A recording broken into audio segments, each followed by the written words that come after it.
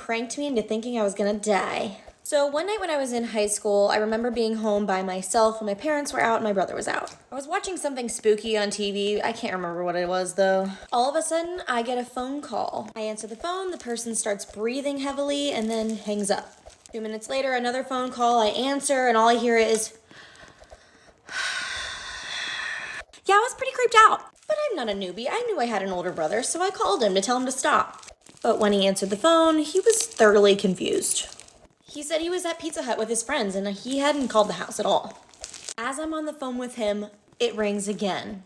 Guess who? So I was convinced it wasn't my brother. I'm in full-on panic mode. Go to part 2. Part 2. So I'm in full-on panic mode. I turn off the TV and I go to hide. I start hearing banging noises on all the windows around my entire house. While they're banging on the windows, I'm still receiving phone calls with the breathing sounds. I'm literally crying. I'm calling my parents, leaving a voicemail that I'm about to be like kidnapped or something. Lauren, why didn't you get out of the house or call the police? I don't know, man. And then I hear the back screen door open.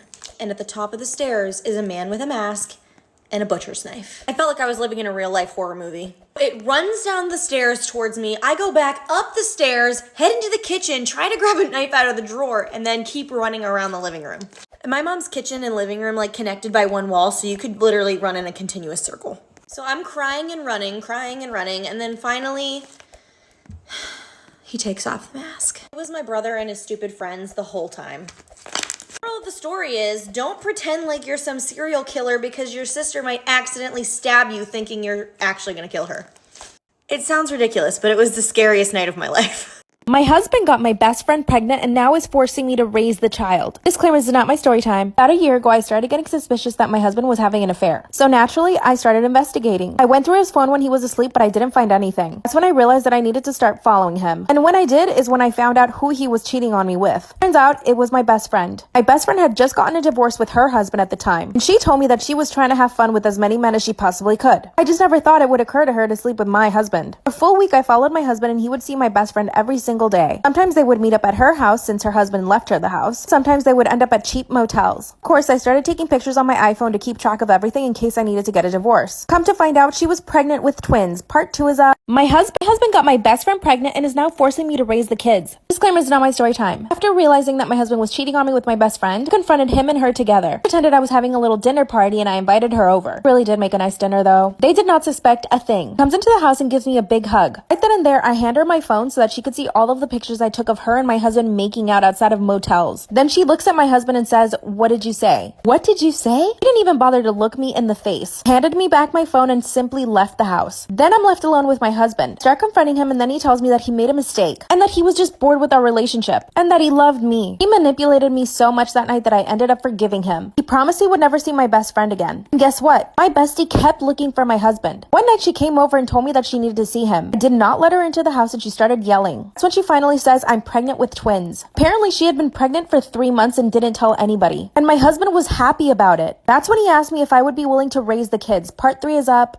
My husband got my best friend pregnant and is now forcing me to raise the kids. Disclaimer, is not my story time. After she told us that she was 3 months pregnant, my husband was so happy. He told her that he would take care of everything and not to worry about the medical bills. As soon as my best friend left our house, my husband turns to me and says, "You and I are gonna raise those kids without her." That's when I said he was crazy. I was not about to raise the kid that he had with my best friend. That's when he said that if I didn't, he would divorce me and marry my best friend. I do have to say, I am still madly in love with my husband. We've only been together for 3 years. He was my dream man when we got married and he still kind of is my dream man, even though he did cheat on me with my best friend. When he threatened me with that, I said okay. The next 6 months, my best friend moved into our house while she was pregnant. My husband and I served her hand and foot. And in some weird way, my best friend and I became best friends again, even though she was having my husband's babies. Also turns out that she was having twins. During the pregnancy, my husband told her that she could stay to live with us and we could all raise the kids together. To be honest, I didn't mind the idea. My husband's real plan was to try to get rid of her, so that we could move away and she wouldn't be able to find us. But my best friend was looking forward to having her babies. Once she gave birth, my husband decided to bring her back to our house with the babies. Exactly a week later, he kicked her out of our house. And he offered her $50,000 to give the babies to us. And she agreed. So now I'm stuck raising the twins by myself. My husband is always away for work. My best friend never even comes around to look at her kids. My husband told me that he doesn't think we should have our own kids. He also promised he wouldn't cheat again, but I don't know what to believe. What should I do?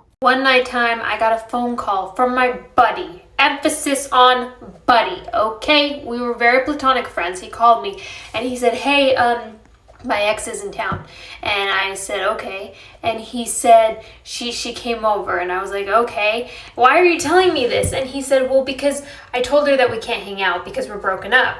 And I said, so? And he said, so will you call her and ask her to go out with you tonight? Because I don't want her to go home and cry. I don't want to be with her, but I also don't want her to cry at home all night. And I said, yeah, sure. Like, she was my friend too before you guys broke up and she moved away. I'll go hang out with her tonight. I called her up. I was like, hey girl, I heard you're in town. Let's go out. She said, sure. Enthusiastically, might I add. And we went out.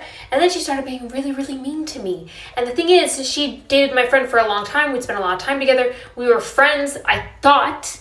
And so she knew a lot of personal she knew a lot about me. So she knew exactly what to say to make me sad. And I just thought, why is she being so mean? But then I figured she was just hurting because of her breakup and she maybe wanted somebody else to hurt. And I could tell that she was really trying to get under my skin, and I didn't want her to know that she was getting a rise out of me, that she was genuinely hurting me, because I just didn't want her to have that satisfaction. So I pretended like I was fine the entire night, went home, and cried. The next day I was hanging out with my buddy, her ex, and he said, thank you so much for taking her out last night. How did it go? I said, it was horrible. She was so mean to me. Why was she so mean? Is she that upset about the breakup? And he said, well, she does hate you. And I was like, what? He said, yeah, she did mention that now that we're broken up, she's scared that I'm gonna date you, and she never liked you anyway because she didn't like us being friends. I was like, gross. I would rather stuff raw steaks down my wetsuit and go swimming with tiger sharks than date you. And he said, you don't have to be hurtful about it. What part of your stupid Sagittarius boy brain thought that having us go out together after she shared that with you was a good idea? He said, well, you were friends before. And I was like, you cannot possibly be this stupid. You're the drama. You're the bad guy here. He kept saying, oh, I just called you because I didn't want her to cry. I didn't want her to cry, which first of all, the ego on this man. I was just like, I don't know, man. That was very weird of you. Have you ever met somebody that just talks way too much? Probably not as bad as my dude, Paul, because this dude literally bores somebody to death. So tell me why they were all at the crib and it was like late at night and Paul kept talking to them about God. He just didn't get the hint. Like, it's past midnight. We trying to sleep, my dude. So one of the dudes that was hearing Paul talk was sitting up on the second story by the window. Mans falls asleep. Forgets that he left the window open. Falls out of the second floor and dies. Everybody's rushing. Brings the dude inside. They're like, oh my God, he's dead. And Paul's like, no, hold up. It's okay. Prays over him. Brings him back to life. You thought you wasn't going to hear what I had to say? And keeps talking like if nothing just happened. Brought him back to life just so he could keep hearing you. I bet you mans never fell asleep during the preaching again.